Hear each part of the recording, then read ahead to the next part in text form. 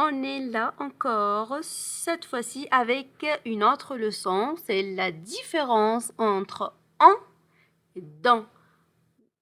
Quand est-ce qu'on utilise en et quand on utilise dans?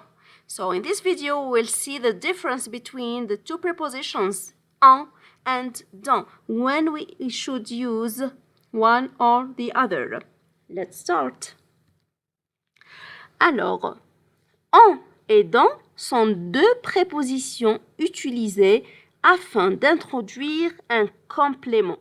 So, in general, en and dans are prepositions that are used to introduce a complement. En se met devant un nom sans déterminant. So, the preposition en, we have to place it in front of a word without determinant. Dans introduit un complément déterminé. And for the preposition dans, it introduces a determined complement. For example, j'ai trouvé Marc en forme aujourd'hui.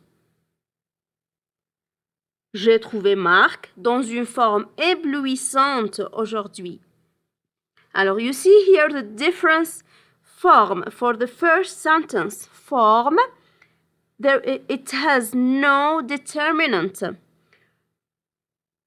But in the second sentence, we have the determinant une and then éblouissante. It completes this word éblouissante. It completes the meaning of the word form. So here, after dans, we have a complete complement, a specific complement. Let's start with dans. Alors, on commence avec la préposition dans. When we should use it. Alors, premièrement, c'est une préposition de temps. So, it's used to indicate time. For example, here, je serai diplômé dans 2 ans. I will get my diploma in 2 years. In 2 years. Dans, in 2 ans, 2 years. It indicates time. Elle arrive dans 5 minutes. She arrives in 5 minutes. So every time it indicates the time. Nous partirons dans l'après-midi. We will go in the afternoon. So, dans, it's like in here in English. Le directeur te recevra dans 2 heures environ. Alors ici, c'est un temps approximativement. Ça indique approximativement le temps. The director will receive you in about 2 hours. But every time, dans is like in this situation to indicate the time. Deuxièmement, cette préposition est utilisée pour indiquer le lieu. C'est une préposition de lieu aussi. Par exemple, je range mes livres dans le tiroir. Il marche dans les prés. So, here also in English it indicates in, because here in the first example we say, I put my books in the drawer. But you see here, dans le tiroir, there is always a word that has a determinant. Le, les, l'apostrophe, la. Voilà, voici les déterminants qui peuvent accompagner le mot après dans. Alors on dit, ils marchent dans les prés. They walk in the woodlands.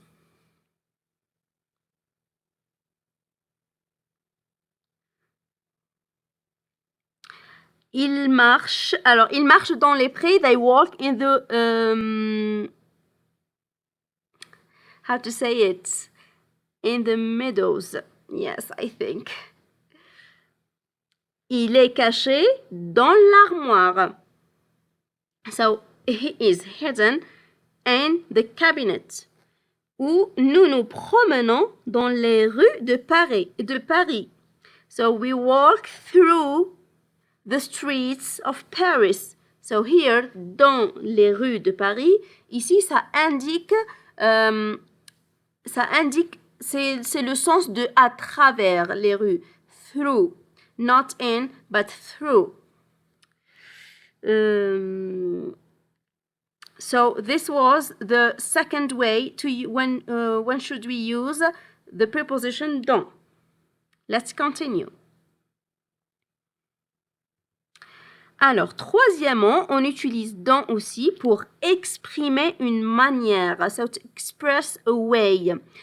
Par exemple, dans ces conditions, j'annule cette réunion. In these conditions, I cancel this meeting. Ou bien, il faut changer la méthode de travail dans ce cas. Here also, we have to change the work method in this case. Ou encore, dans la précipitation, elle fait des bêtises. In a hurry way, she does bad things. OK. Alors, quatrièmement, c'est pour exprimer un état. Par exemple, Marie est dans une bonne position. So, like here, Marie is in a good position. In a good. So, if you notice, dans, in English, it's usually mostly used as in. But in French, there is some differences. So we have to pay attention when we have to use dans, okay? Il vit dans une tristesse absolue. He lives in an absolute sadness. So here also it's in. Elles sont dans leur droit. Elles sont dans leur droit. So if you notice also, there is always a determinant before the word and after the preposition dans. Leur droit. They are in the right. OK? Maintenant, on passe à la deuxième préposition en. So we will continue with the preposition en, and after that, you will try to make some differences between them. When to use en and when to use dans. When you know their functions or where to put them, so it will be easier for you to use them in a simple way. Alors, on l'utilise devant un gérondif. Un gérondif, c'est in English, it's like here. There is an example. I will explain it. Il court tout en écoutant la musique. He runs while listening to music. So, le gérondif, c'est ça. C'est when we use while listening to music. Or, elle mange en parlant.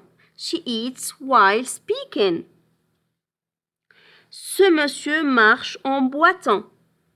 This gentleman walks lamping. J'ai aperçu Melinda en partant du travail.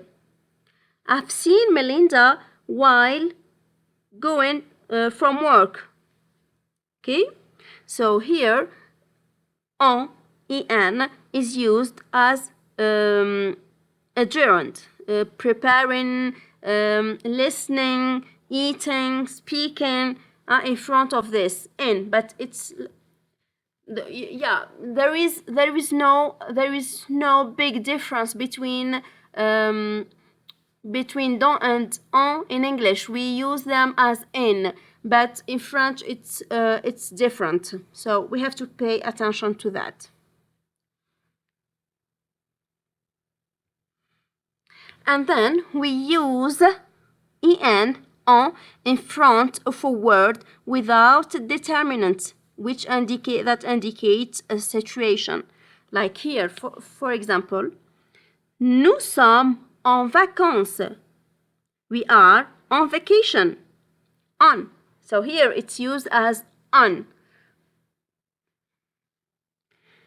Les enseignants sont en réunion. Sont en réunion. Alors ici, on fait la liaison entre le T de sont et le E de en. Hein, sont en réunion. Ici, on explique une situation. Hein, les enseignants, the teachers, are in meeting.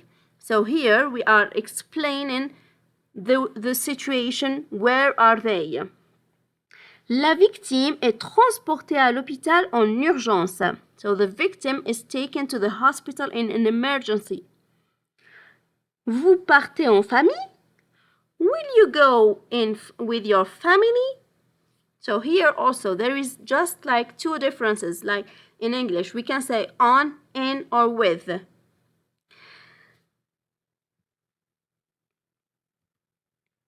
Troisièmement, on utilise en devant un nom sans article indiquant un état.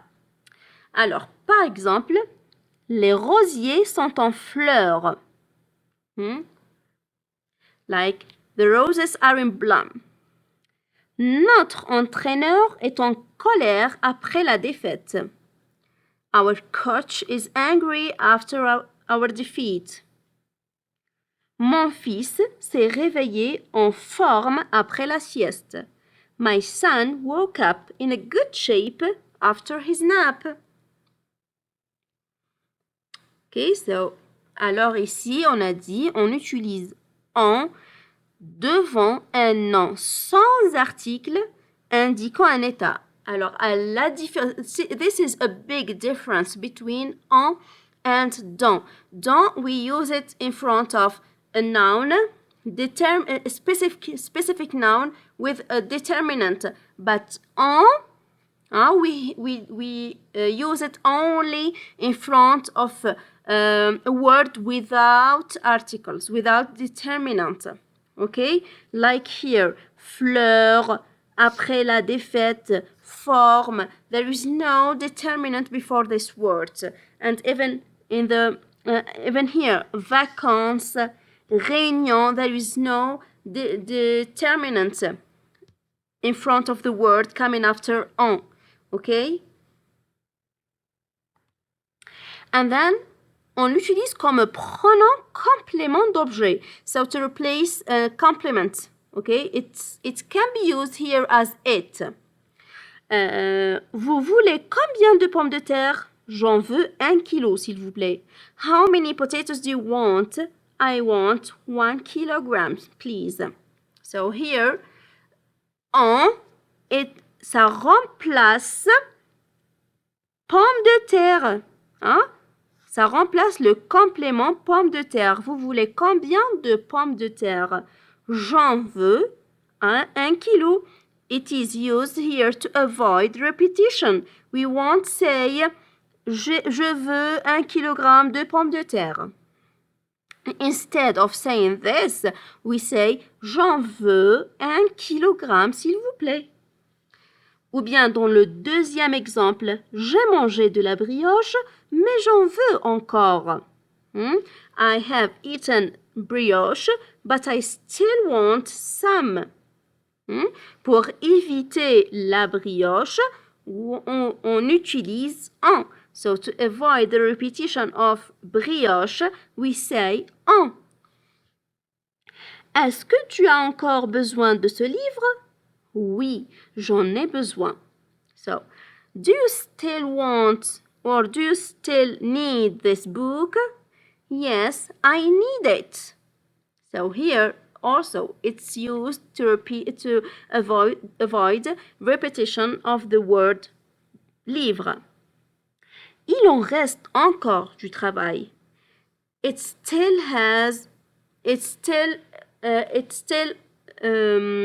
work to be done. So here also en est utilisé pour remplacer le travail qui reste à faire.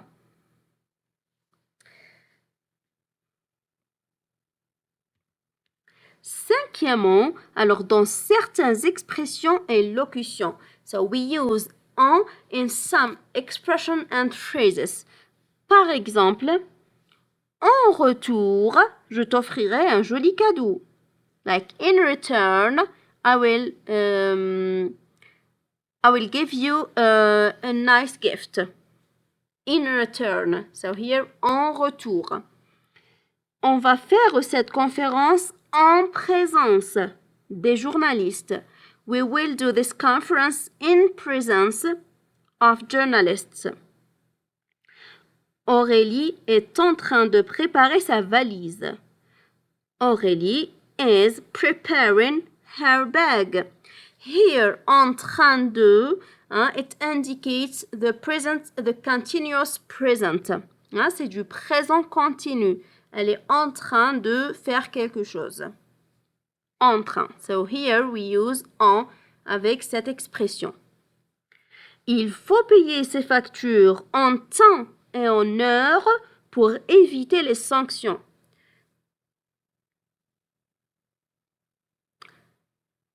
We must pay bills at time or on time to avoid sanctions.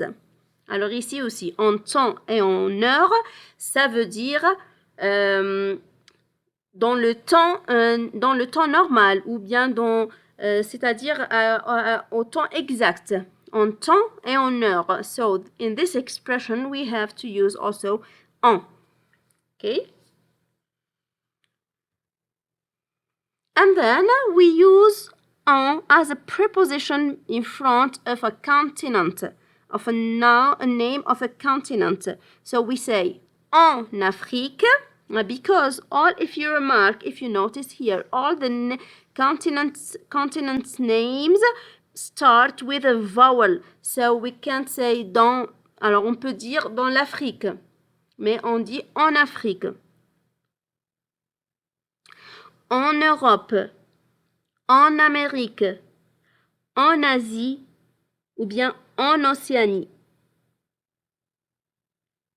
Alors, on l'utilise devant le nom de continent.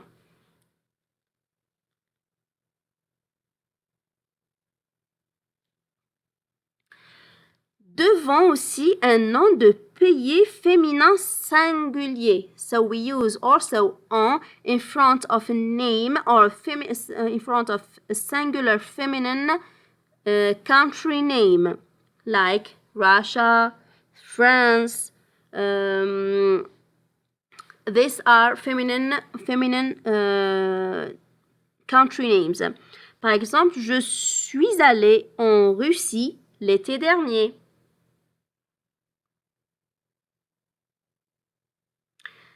Here, Russie, it's a feminine and singular country name. Okay? Juliette habite en France. Always, we use this preposition in front of the feminine singular country names. Also, le siège de l'OPEC est en Autriche. So, we find OPEC directions maybe in Austria. J'ai passé mes vacances en Indonésie. Okay, j'ai passé mes vacances en Indonésie. Indonésie, Autriche. Ces noms-là commencent avec une voyelle. Alors ici aussi, on utilise en. Et c'est des noms de pays, des noms singuliers féminins d'un pays. There is some exceptions. Alors, on a quelques exceptions devant les noms de pays masculins. Alors, in front of masculine names of countries. Par exemple, elle part en Haïti. Haïti is masculine, but we use en because it starts with an H. Nous sommes en Ouganda. Alors, Ici aussi, parce que le nom du pays commence avec une voyelle, alors on utilise en.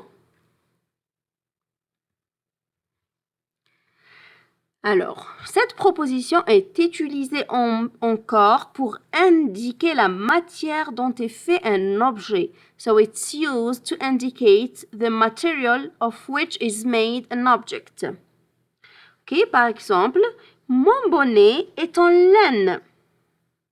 My hat is in wool. Cette table est en bois.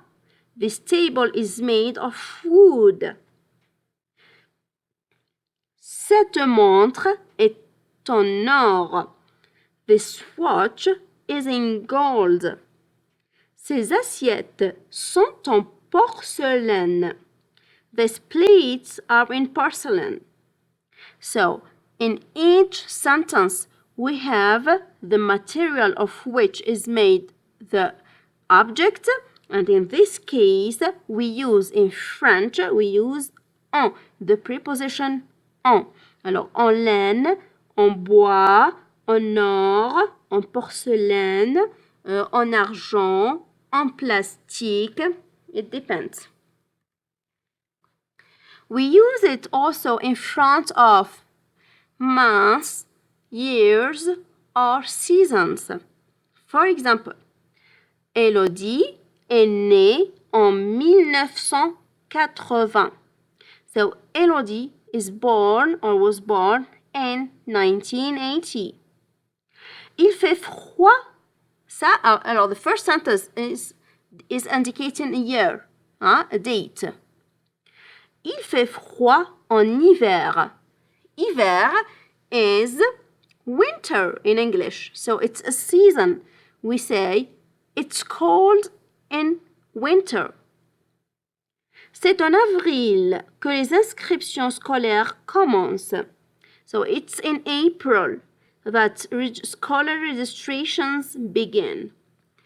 C'est en avril. It's in April. Les journées sont plus longues en été. Days are more longer in summer. So here also a season. En avril, it was a month. April. Les lois de Newton ont été annoncées en 1687. Les lois de Newton ont été annoncées en 1687. So the Newton laws were announced in 1687. Alors, for the seasons, we use en in front of winter, hiver, été, automn, but no use of en in front of printemps. Ok? On utilise en uniquement pour les saisons hiver, été, automne, because they start with an H or a vowel. But to use printemps, we say au printemps, A-U, au printemps. Okay? So that is just an exception of this season.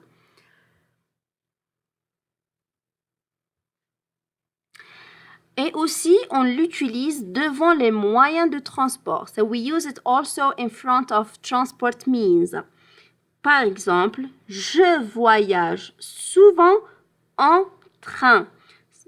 Train, c'est un moyen de transport. Train is a transport mean. So I usually travel in train. Beaucoup de personnes partent au travail en voiture. Many persons go to work by car.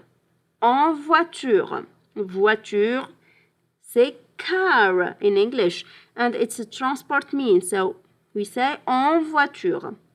Nous sommes partis en bateau plutôt qu'en avion. So we left in a boat or in boat instead of an airplane. Alors, en bateau, en avion. C'est toujours des moyens de transport.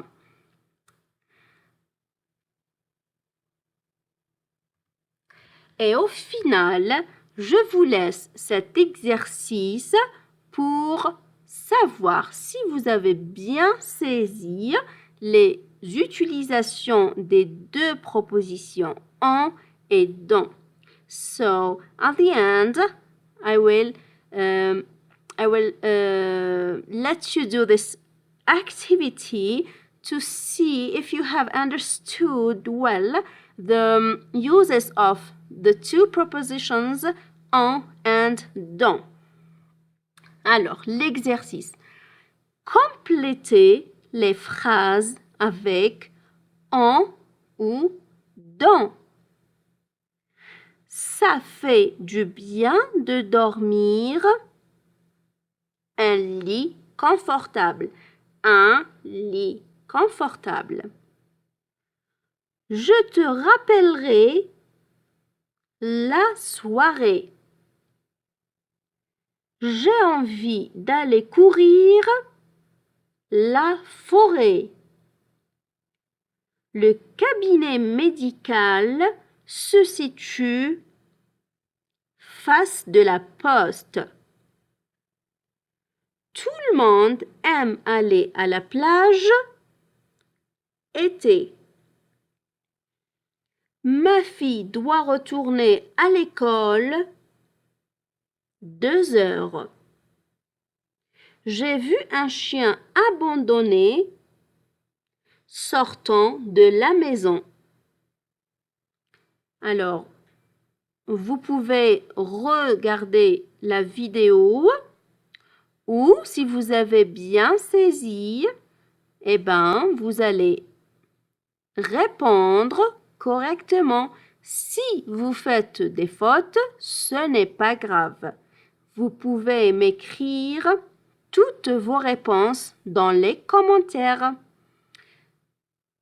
I will keep an eye on the comments waiting for your answers. It doesn't matter if you do incorrect answers. That's all fine. We can correct them later. Have a nice day or have a good evening wherever you are. Bye bye.